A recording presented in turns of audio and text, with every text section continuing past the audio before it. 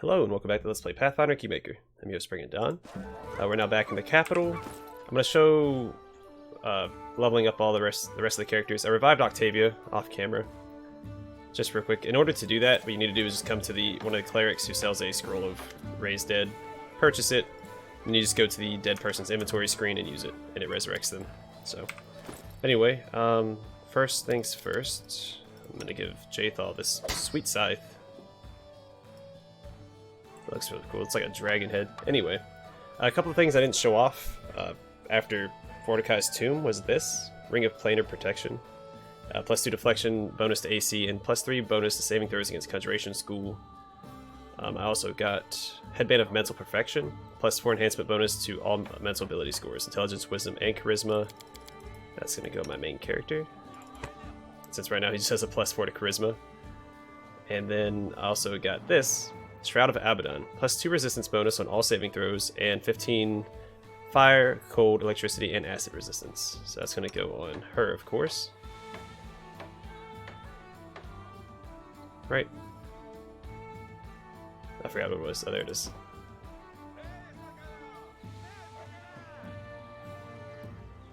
Oh, that's right. She's fatigued. That's why her ability scores are like that. And I don't know who this would be best on. I guess just this guy, right? On Harem. It's essentially the ring protection +2 and some extra resistances. Works for me. And then I guess I can give him the wyvern skin cloak.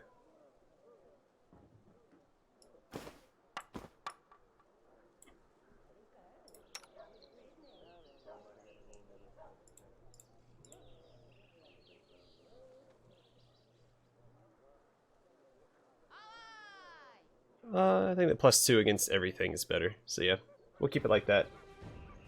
Giant belt +4. The rest of the stuff I was just going to sell anyway. Yeah.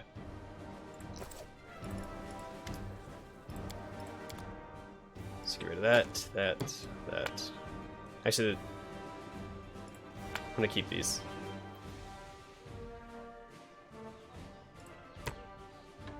Because I'm going to give them to some of the other party members. But anyway, let's level up everyone else real quick.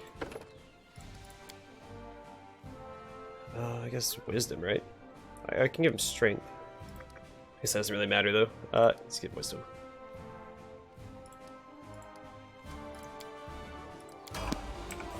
And Lindsay, what do you get here?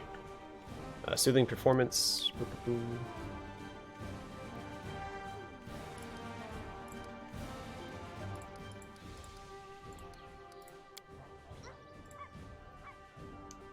And for you, you will get. I'm gonna give you see invisibility. See invisibility communal.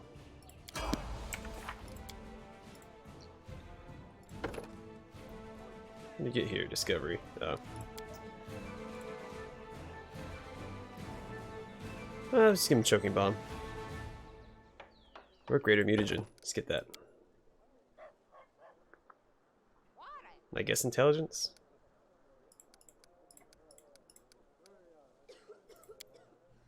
And for you, you'll get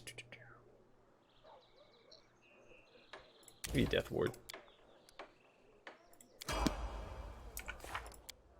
Amiri should be pretty straightforward. What does she get here? Rage power and danger sense. Boom.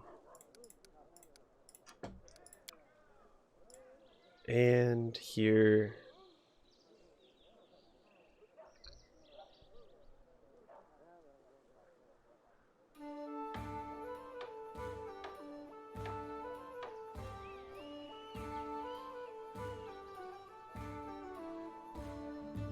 That might be good.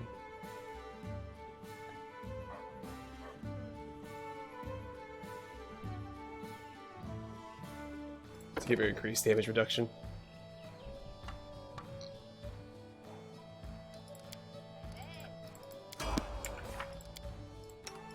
Knock knock. Level 1 to Rogue. What do you get here? Rogue talent and Blade Sense. Go ahead and make that even.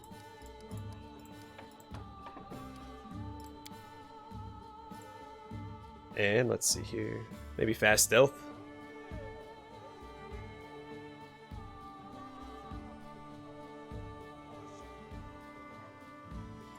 Actually, this might be pretty good. Stops enemies from using attacks of opportunity.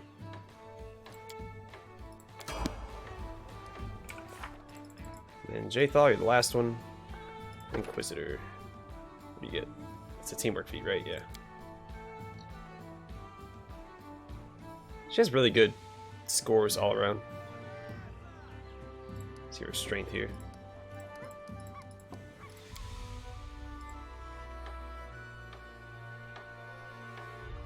I mean, I don't really have anything.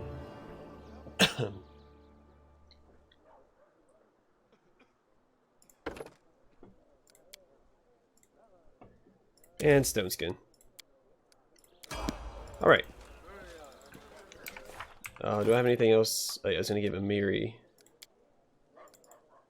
this giant's belt. And he had the ruler's mantle. Why not?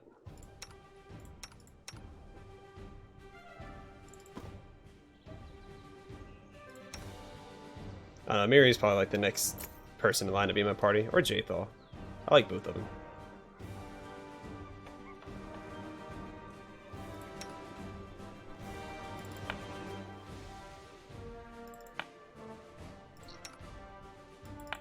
Oops. Alright, well, let's head into the throne room and deal with everything that's popped up since we've been gone.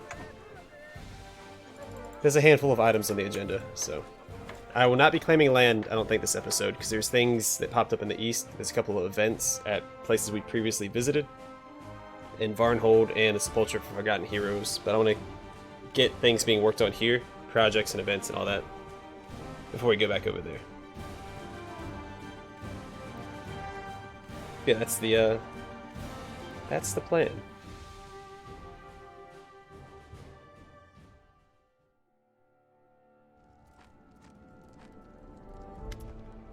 Alright, Baron, we have a situation on our hands. You need to act. Lander is furious, his face red. Anamede, an annoying little skylark from Patax, is giving a show in the main square, and her songs are highly seditious. Alright, well, let's hurry to the square. Let's go deal with that. Just sat down, after being gone for who knows how long. I also have a lot of stuff to turn into the storyteller. I'm gonna have so much money. I love money.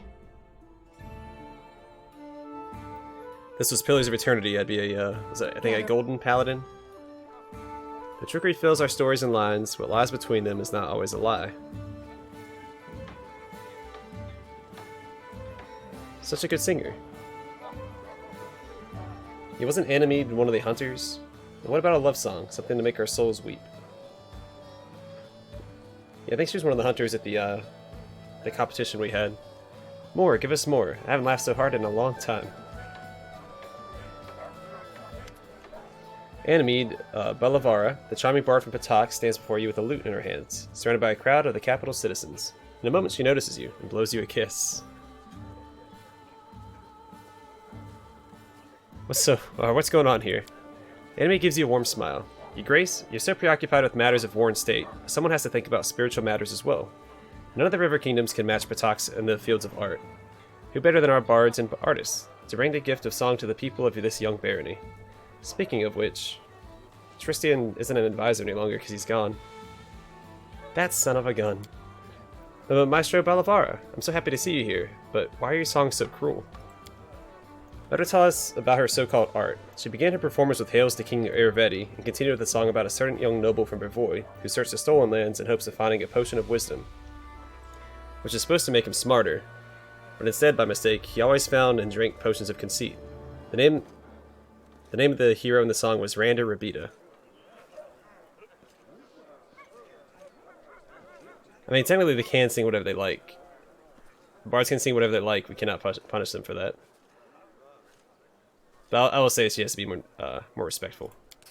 My dear Baron, I'm just a humble bard, and my songs are just an innocent way to make some people smile and lighten their moods. Though if someone feels offended by my show, that someone can always demand satisfaction from me at the Rushlight tournament in Patax. It's an honest competition, words against words, talent against talent.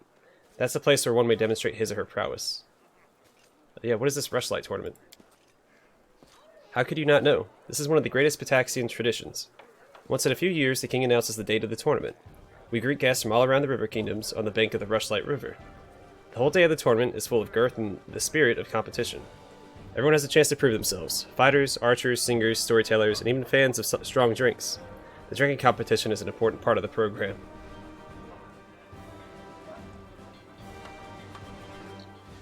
Yeah, it'd be my pleasure to visit this tournament.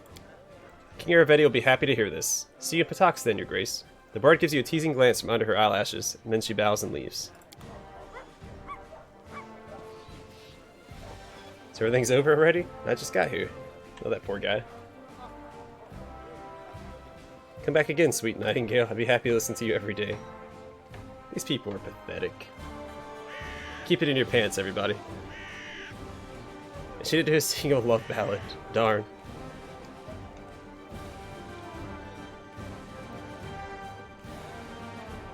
Alright, back to the throne room again.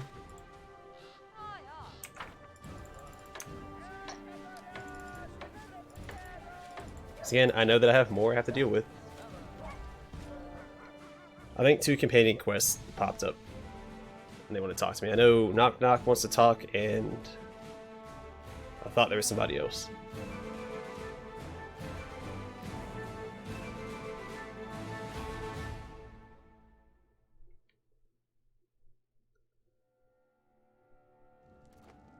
Time to search for the spot to rest. Yeah, we've been ignoring matters of state for a little too long. We've so much to report, your grace. I don't know where to begin. First, the Swordlords have requested your aid against the barbarians. Secondly, monsters have started to appear within our barony again, as they did during the bloom. According to reports, most of these creatures have been sighted at Candlemere Lake. I hope, your grace, you will decide which action to take first. Either way, you should choose quickly. Either deal with the tribes from Numeria who are marching to us through Brevoy, or try to discover where this new bloom originates from. What's going on at Candlemere? Not long ago, a bright flash was spotted on the center of the island. After that, monsters started to appear in the area, attacking fishermen and travelers. Someone should travel to the Candlemere and discover where these monsters are coming from and why. Alright, what's happening in Brevoy? The Kelly Barbarians, your grace, the Tiger Lord's tribe. They sometimes serve as mercenaries in the river kingdoms. Not long ago, a new chieftain rose among them and inspired the tribe to conquer new lands. His name is Armag the Twiceborn, and it is said his tribe honor him as a living legend. Looks like Brevoy became his first target. Rosalind, to be more specific. And Mary raises her head, her eyes blazing. Tiger Lords. So they decided to come fight. I've heard my former tribe is with them now, hiding from the evil spirit that haunts them. I bet the Tiger Lords brought the cowardly worms here with them. If so, I'll give them what they deserve. She shakes her head, as if trying to cast off something unpleasant, then she glares at you. But her words are carefully controlled. What I wanted to say, Chieftain, we need to go there, and we need to hurry. I'm going now to scout around, and maybe find some help. Come with me, or else we'll live to see this Armag smash the Brevins and come knocking at our main gate. Yeah, okay. You're right. The threat is too serious to be ignored. We're heading there right now. Mary raises her hand as if trying to stop you. Easy. If we go in a huge group, there's no way we can scout unnoticed. In short, I go first to see their numbers, maybe smash several heads, and you come join me later. Later, she grins. Just don't make me wait too long, or I'll kick their butts without you. Which one should I do first? Are you suggesting I take the throne? If I were you, I'd pay attention to what's happening with our neighbors to the north. I'll send my people to Brevoy, and you should go to Rosslyn to give the Sword Lords your support. Lander smiles slightly, submerged in his own thoughts. We're decided then. You're going to deal with the business at hand, which leads me to find some place to put my efforts and talents as well. So, Your Grace, until next we see each other. Is he leaving?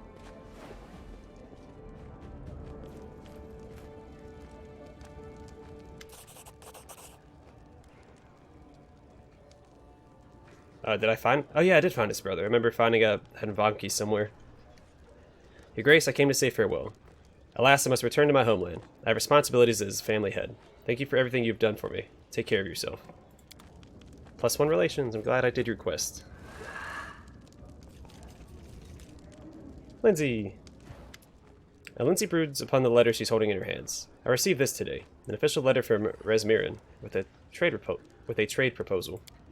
It seems the barony has grown large enough to excite curiosity even in odd corners of the river kingdoms. It's just that, Lindsay sighs, I don't think Rasmiran would make the best ally. since their self-proclaimed god, Razmir, rules there. Tyranny has flourished across the country, and they think little of their neighbors. They just occupy any lands they can. If I were you, I'd politely decline the trade agreement. Who knows, maybe it's a trick, although the terms seem profitable. Lindsay looks at the letter again. Yeah, I mean, I don't... Hey, tell me about this Razmir. He's a quirky fellow. He took over a kingdom and persuaded all the locals that he's a living god. He installed his henchmen in all of the key positions and now rules as he pleases, oppressing the population.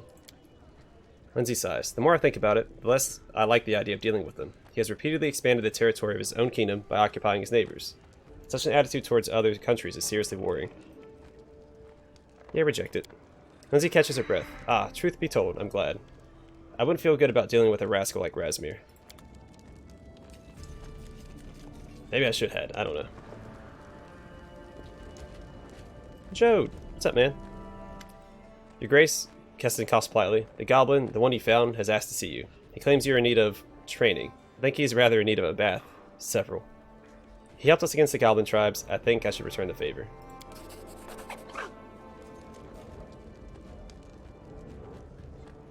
Knock strides in, as best as his short legs can manage, then his gait slows, then stops as he takes in the throne room. Strops.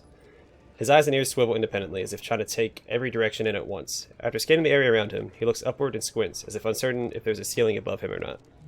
He stands still, swaying slightly, eyes affixed on the ceiling. Others in the throne room are disdainfully silent. Some wrinkle their nose and take a step back. Some of the guards' hands fall to the hilts of their blades. Knock's head snaps down, then sees you. And then seeing you, he gives a sickle grin, his eyes gleaming. Sidekick? Almost didn't see among all Longshanks. He frowns at your home, then cocks his head confused. Why in my chair? There's a light chuckle from someone in the room, quickly silenced. It took a while to find way here. Knock glances around. But now here to take rightful place, be a hero, and show you how to be a hero. He nods sharply and hooks his finger in his belt. I can help, like before. Side by side, big hero. He points to himself, and not big hero. He pauses. You need it. How can you help? Keston frowns. Actually, Your Grace, if you're considering accepting assistance from this... Knock.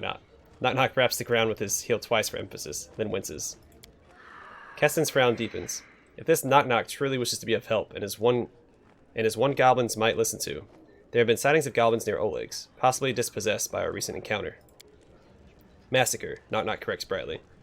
Shot them all up except for those who ran fast. Nuchai probably have very long legs, very hard to catch. His eyes alight and he grins. But not for me. I can round them up. But, he frowns again.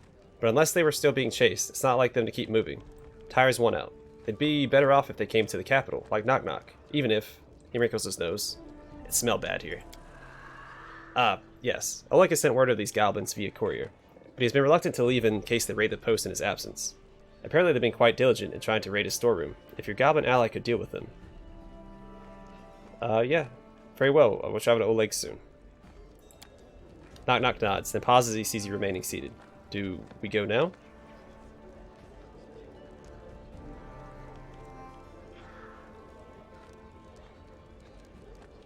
Yeah, let's resolve this quickly.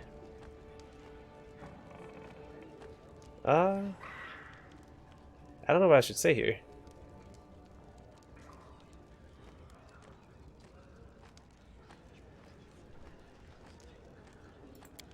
Knock nods, standing proudly. He makes what might be a ragged salute, interrupted by him noticing something on his wrist, which he rubs away with a frown. As you command. As a hero, He rubs his wrist again and grunts. We'll go. Lead to post, Knock follow.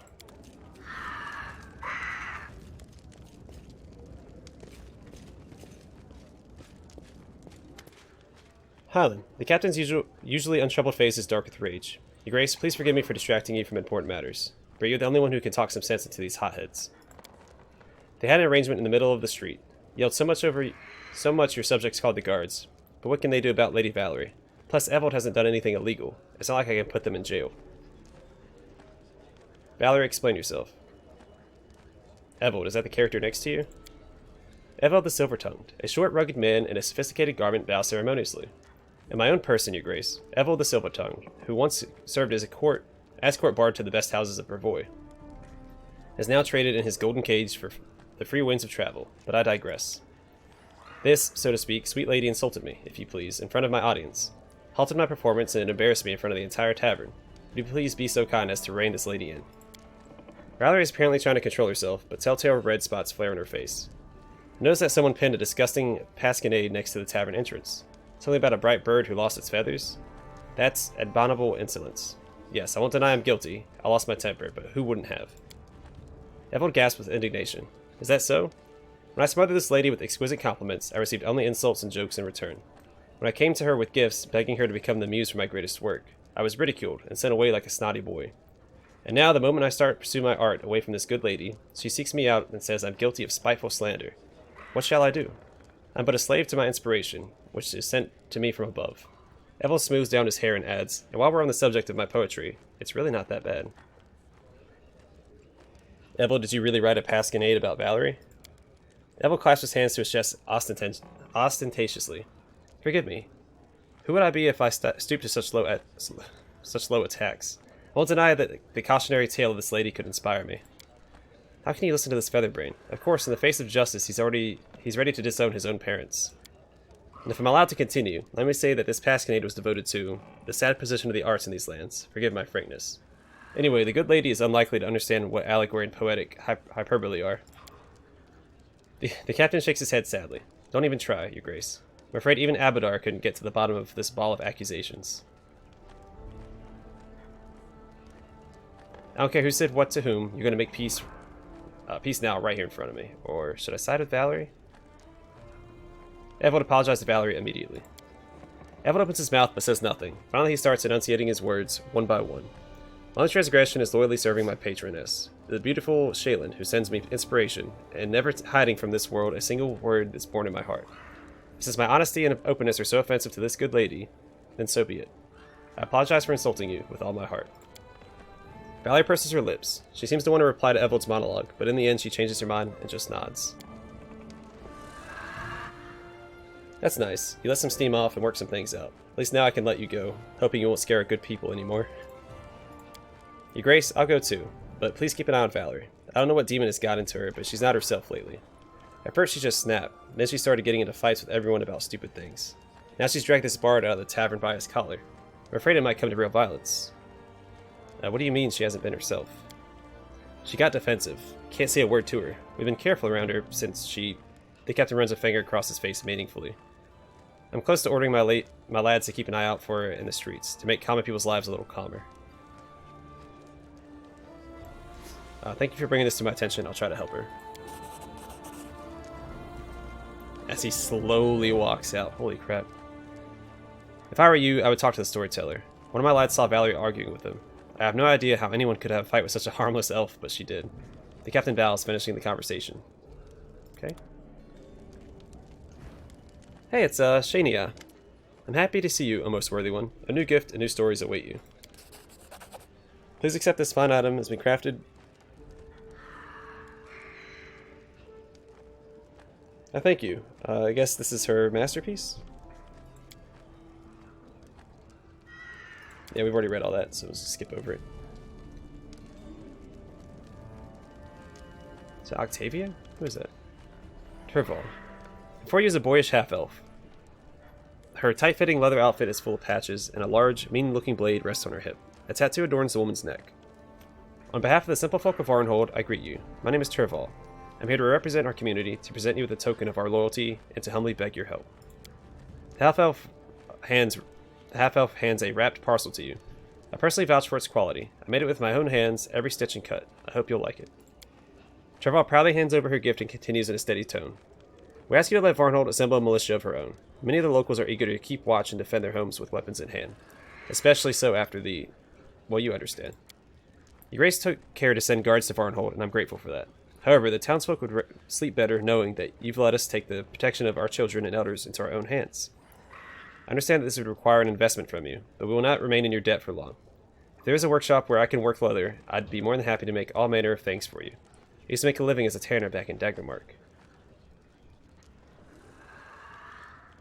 All manner of leather things? The half-elf livens up.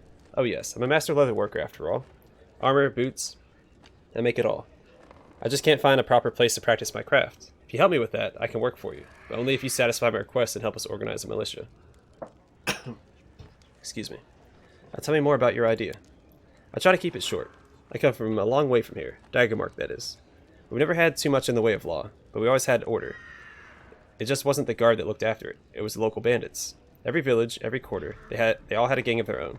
They never touched anyone except other gangsters that came by. They were just like the guard, you see, even though no one ever gave them any authority. If you don't have the authority and you carry a blade, well, then you're a bandit. You send your guard to Varnhold, but firstly, they're strangers here. Second, they're not your best people. Think about it. Who would ever want to get posted all the way down here? So that's why there are so many guards there in so little order. As for us, we know the people we're dealing with. We can tell the real thug from the harmless drunk who likes to tie one on and wave his fists around.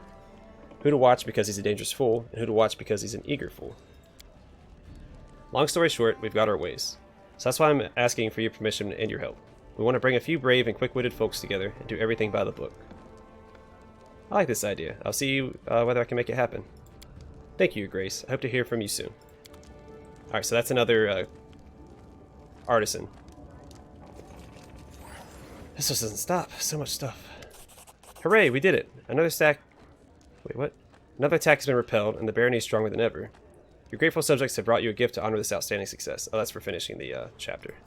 Unfortunately, now is no time to rest. While everyone was preparing for the last attack, I was looking for a way to overcome the curse. Oh no, this is for the curse. Never mind. I read some ancient books, talked to the locals, and then I had a word with our storyteller, and we decided that, well, he'll tell it better. The storyteller clears his throat.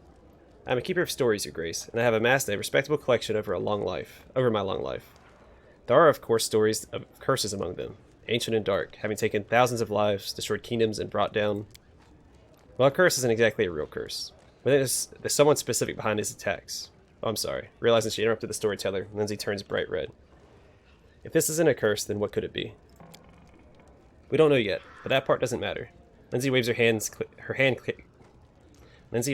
carelessly.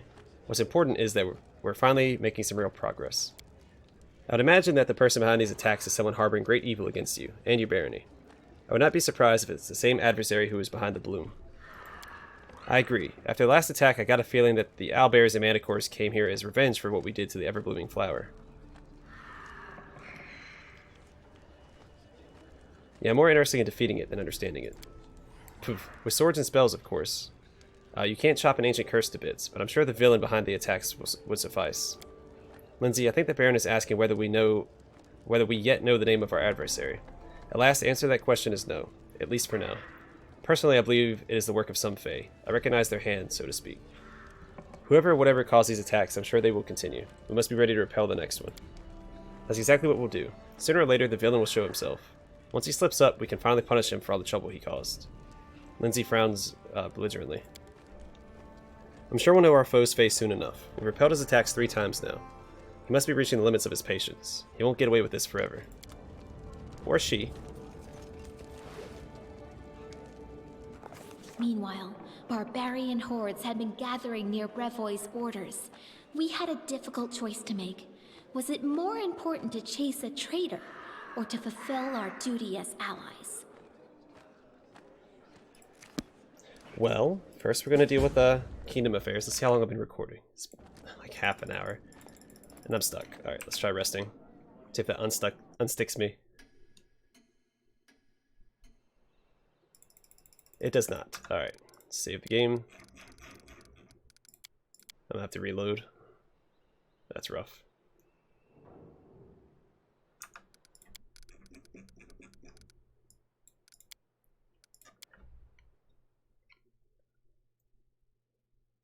That happens a lot when you go into the throne room and have to deal with events that it's a little aggravating. There we go. Alright, I have to go to the stash for the storyteller as well, so let's do that. Then we'll deal with the managing the kingdom affairs. I'm gonna grab all of these. I'm assuming I have all of that stuff.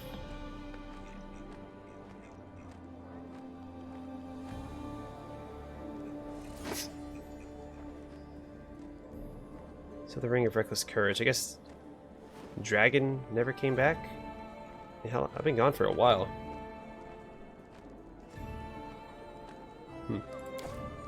Alright, well, Kingdom Affairs, then we'll deal with the Storyteller. Then we'll deal with everything else. And Amiri's already left, I think, for that her quest. At least that's what she made it sound like. Mental dexterity. Your assigned advisor left the problem unresolved. +1/+1. Finish that. Relations +1. Relations +1. Success. Success. Success. Project complete. Project successful. -6. Good job, Reg. Alright, Regent demands you. An advisor wants to discuss an matter that concerns the Barony's future. Alright. The artisan's lost. Some talented artisans taking it versus the Barony to distinguish themselves again. Can't even do it. The gambler. Can't do it.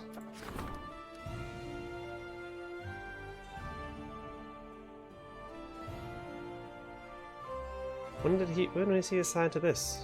Do that. What are you doing? Vanguard Militia. 80 BP? Yeah, go ahead and start that.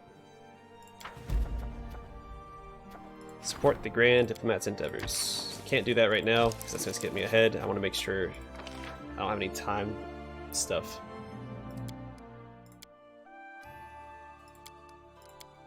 I mean, sure.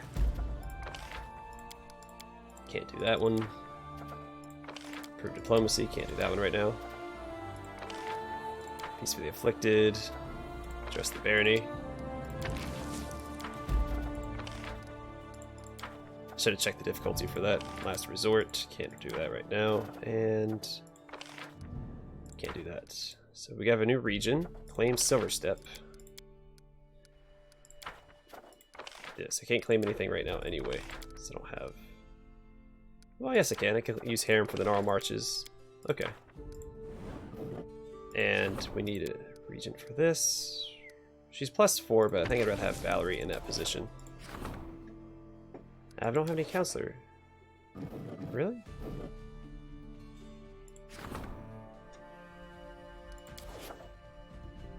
Can anyone else be a counselor?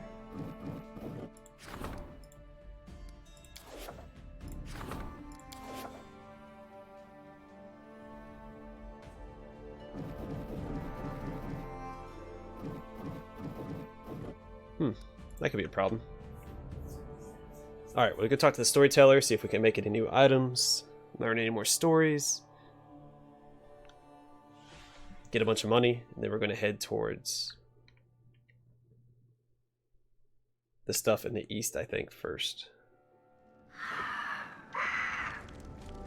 Never mind, here's Valerie. Donal, a nobleman from Brevoy has arrived. He requests your approval to open a small business. He desires to open a few leatherworking shops in your domain, to tan skins. This alchemical enterprise would make an unpleasant neighbor. Of course, the locals won't be happy about the waste and the smell, but we must concentrate on our business interests and relationships with our neighboring countries. The people of Brevoy will happily pay to move these tanneries away from their homes. But you have the right to make whatever decision you consider best for the country. Yeah, we need the money and that means business. Let's make a deal. I give the orders to begin construction. I'll also reinforce the patrols in case there's any unrest. It's time your subjects learn how to work for an honest living, even if it means a nasty smell. So I get a free tannery. So we'll take care of that real quick as well.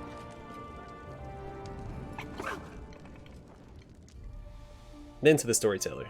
And then whatever else. +1 community. Projects, support the region's endeavors.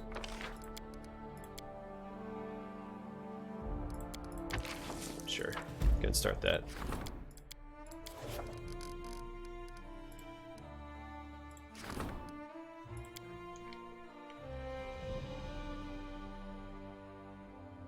Oh man, been away from town for too long. Let's build. I should get a free tannery.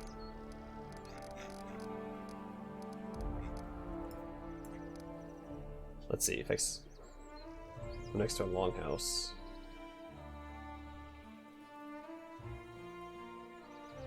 You son of a gun.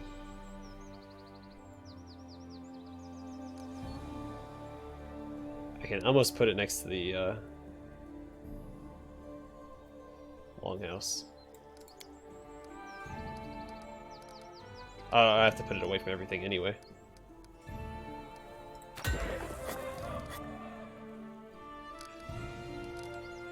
No, it works for me.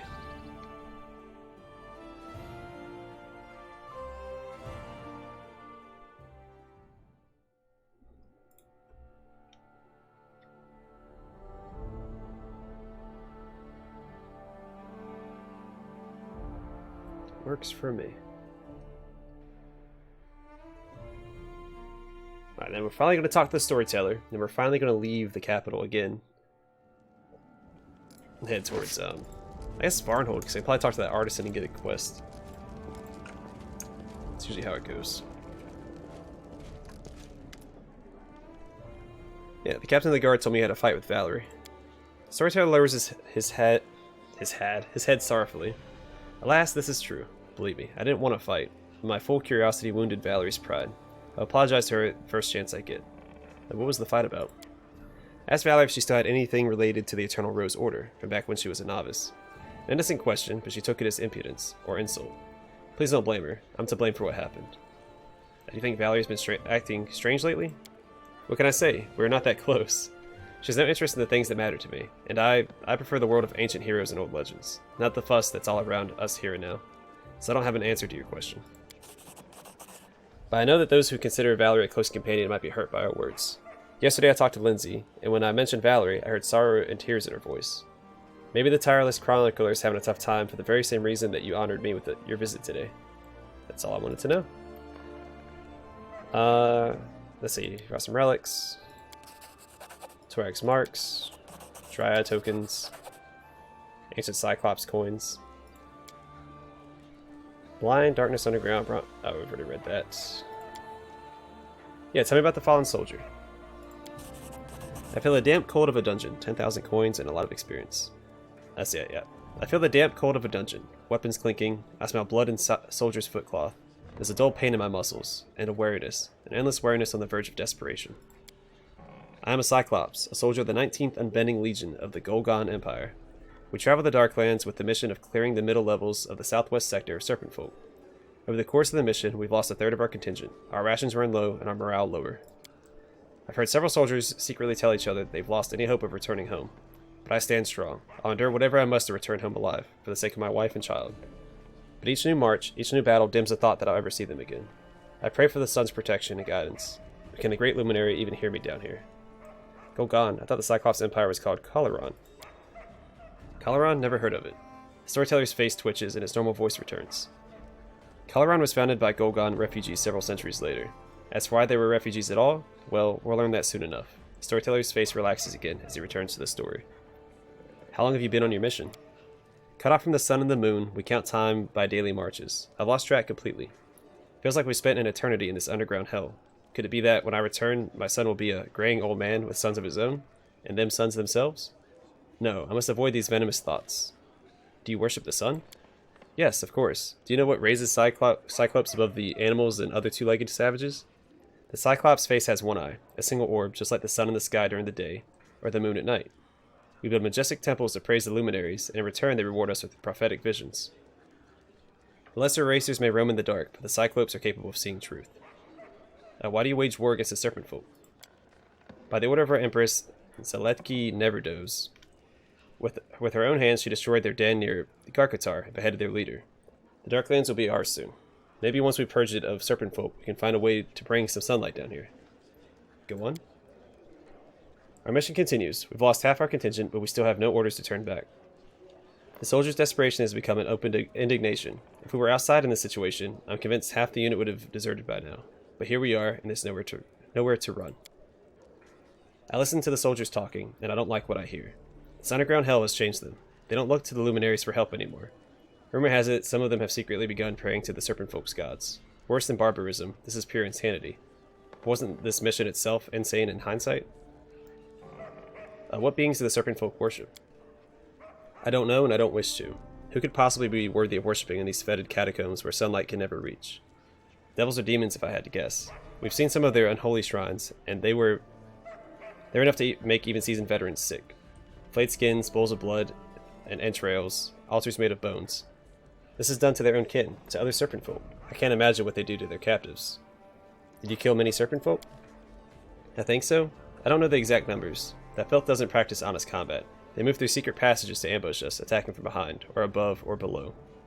We've decimated many of their nests, but they still keep coming.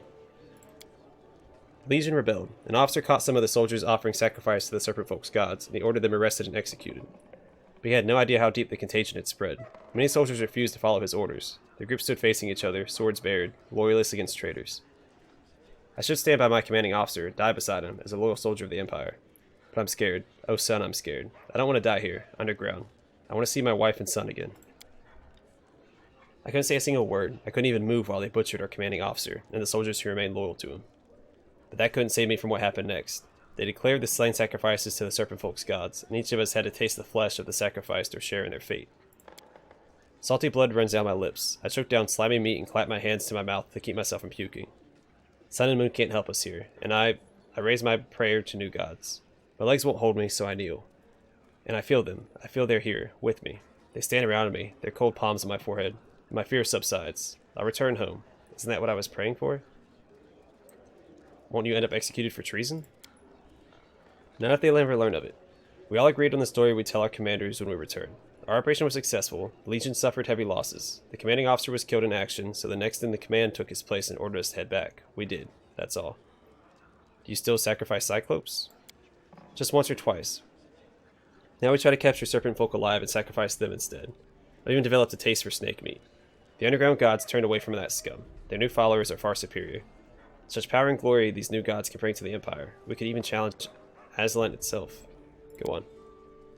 On the upper levels, we rejoined the main force of our army. We reported the cleansing operation as a success.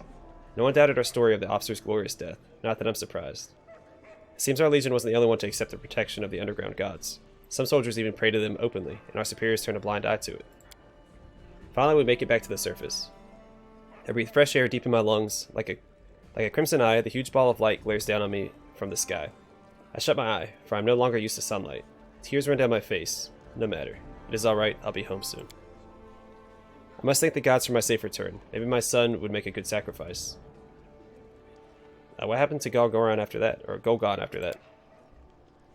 And so often happens, while the serpent folk may have lost the war with the Cyclopes, they won victory over their souls. Soon, dark cults spread throughout the Golgon Empire, replacing the traditional worship of celestial deities. Sacrifice of Cyclopes, public tortures, and ritual cannibalism became commonplace. The Empire began to decay. How was Calaran founded? Seeing the Empire dying, some Cyclopes fled to what is now known as Iabaria. They hoped to preserve the culture of the old Golgon, to build a new country free of the dark cults. But as before, the contagion was already too deep. Calaran proved to be just a lesser copy of Golgon. And then the Earthfall came. Skies have fallen down, ended the Cyclops. The skies have fallen down, ending the Cyclops civilization, along with so many others. Thanks for the story. Alright, that's over. Forwards. We need to talk to Lindsay, who's right here.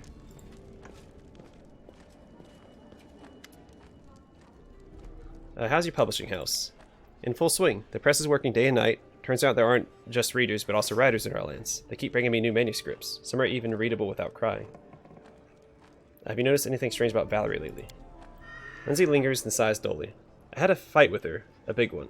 I wanted to talk to her about the best way to describe her hair color in the book, and she...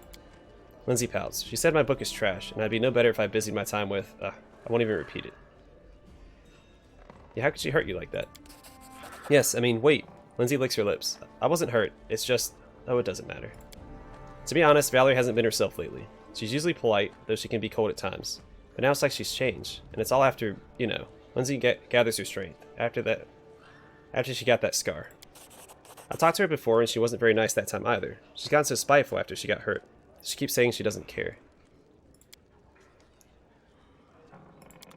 Without a doubt. Alright, Valerie, what do you got? Greetings, Valerie sighs. Everything is well, I hope. I'm ready for new orders.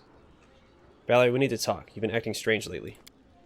If you're gonna bring up that scene in the throne room, don't waste your breath. Evold completely deserved that speech. Captain of the Guard said you were taken out on random people. Valerie narrows her eyes. So the Captain of the Guard thinks I'm incapable of carrying out my duties to you and your subjects? Perhaps he should change his armor for a judge's mantle, if he's so ready to declare such verdicts.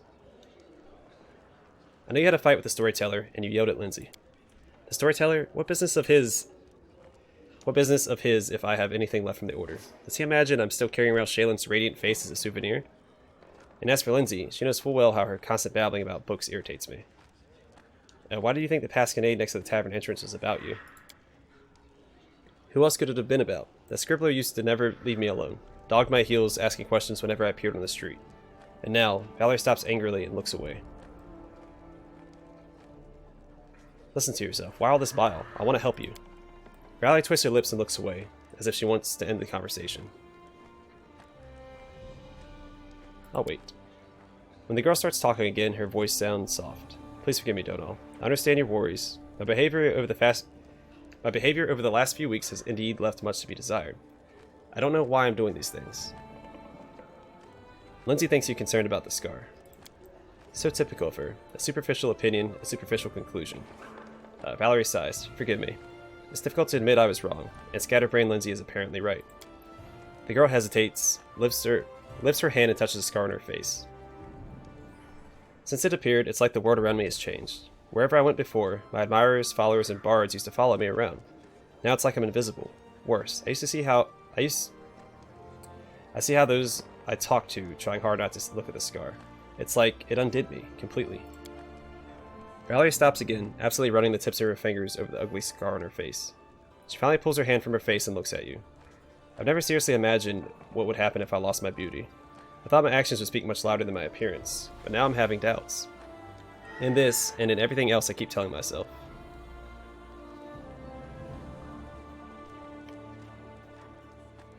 Yeah, you've already said that beauty isn't really important. Are you changing your views now?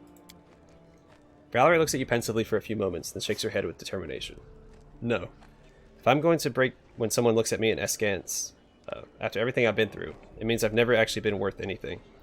I may as well have stayed with the Order and lived meekly by Shaylin's orders. Ugh. Valerie straightens her shoulders and looks around with determination. I shouldn't have wasted time on these useless thoughts. I promise that you won't be bothered again by complaints about me. Except perhaps from those who truly deserve a harsh response. The girl nods to you. Thank you for this conversation. I knew you would support me. How are things with the storyteller and Lindsay? Valerie chuckles. Satisfactory. It appears the storyteller has thought it best to leave me alone, which I do not mind at all. Lindsay, Valerie shrugs her shoulders. I suspect I'll never have any influence over her, inappropriate enthusiasm about her book. Okay, so let's look at our quest. Do we have time limits on anything?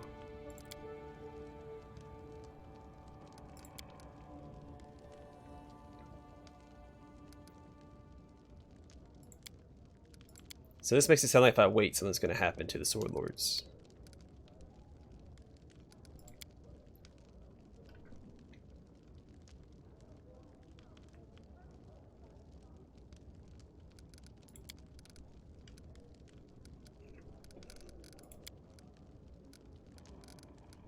Okay. So it makes it sound like it's more important to do these two quests first. Dealing with the barbarians. I'm afraid that if I waste too much time, something bad will happen. It's like, oh, Baron has his own reasons for waiting. Oh wait, I didn't try to make any of my things. Sorry, my throat's getting a little dry. I'm losing my voice.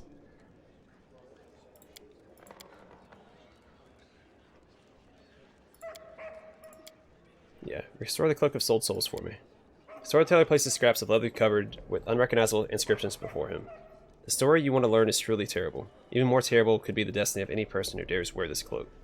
But as you wish, I'll impart a remnant of my gift into this cloak, so it will be able to recount to you the crimes of its creator. Our path leads on.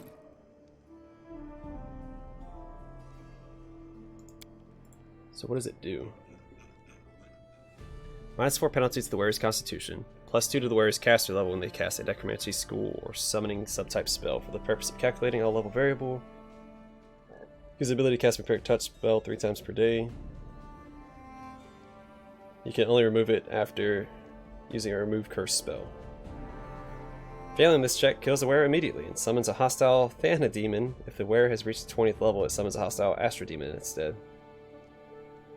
Well, that sounds awful. I guess I'll be leaving that behind when I leave. Without a doubt.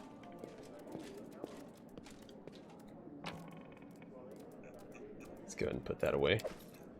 And I guess you only have 4 pieces of this.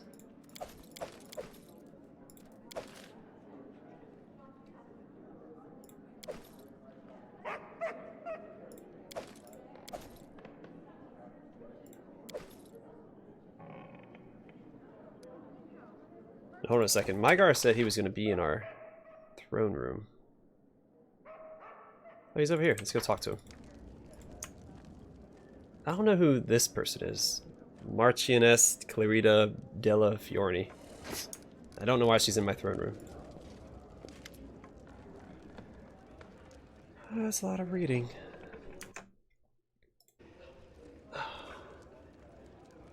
Fine, we'll read it, then I'm going to call it an episode. When he sees you, Mygar Varn gives you a polite bow. Your Grace, welcome back. How can I serve you? How do you find the capital? Mygar looks around the hall, squinting. It's impressive. Still, sometimes I just miss the open spaces of Dunsword. How are things in Varnhold? Excellent, Your Grace. Everything is excellent. Sure, when everyone returned home, they were a bit uncomfortable. But after appointing a deputy and doubling the guards, the citizens began to calm down, and life started returning to normal. Mygar hesitates a moment, then finally says, You saved us all, Your Grace, and I'll never be able to thank you enough for that. All I can do is serve you faithfully and ensure your efforts weren't in vain. Varnhold will stand strong, no matter what. This I promise you. Have you taken care of Varnhold's defenses? The people have already reconstructed the fort walls, even started digging a moat around the town and organizing patrols. That event was a real shock to everyone. So now every citizen of Varnhold, young or old, has been doing everything in their power to never be caught off guard again. Do you remember anything from when your soul was imprisoned? Mygar freezes. I'm not sure, Your Grace. The man frowns. It was dark. Almost no space. He closes his eyes and gulps. If you don't mind, I'd rather not recall anymore. In your room, I discovered a letter containing threats. Is there something you'd like to discuss with me? Mygar's face darkens. I didn't want you to know about that. I wanted to spare you from any further worries. I began receiving letters like that one since about when I sent you trading goods. Darn if I know who's behind them. Once my men even interrogated the trader who delivered the mail, but nothing came of it. How did Jemandi react when Varnhold joined my barony? To be blunt, Your Grace, who cares? Maybe she's angry back in Restov, or crying her head off, or even celebrating. Matters not. The issue's already been settled between the two of us. Think about offering you an official position. In what way could you help me govern the country? I can't say ruling a barony used to give me such joy. Sorry, I have a hair in my throat. There are far more enjoyable pursuits. But if there was something I really excelled at, it was managing Varnhold's treasury. If I hadn't been there, our citizens would have had to tighten their belts. I should go. So I can make him into a treasurer, as opposed to Jubilost. Let me try talking to this person again over here. I don't know who it is, and I can't talk to him. It doesn't give me a speech option. I don't know why they're standing in my throne room. I don't remember.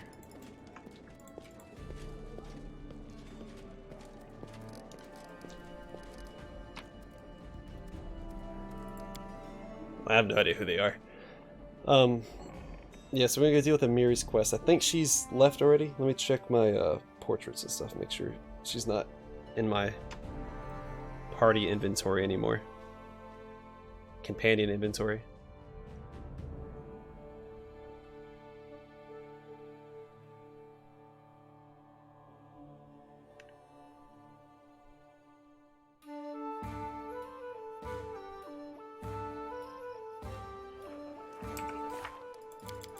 Yeah, she's not here. So she's already gone. We're gonna have to go intercept her, I think.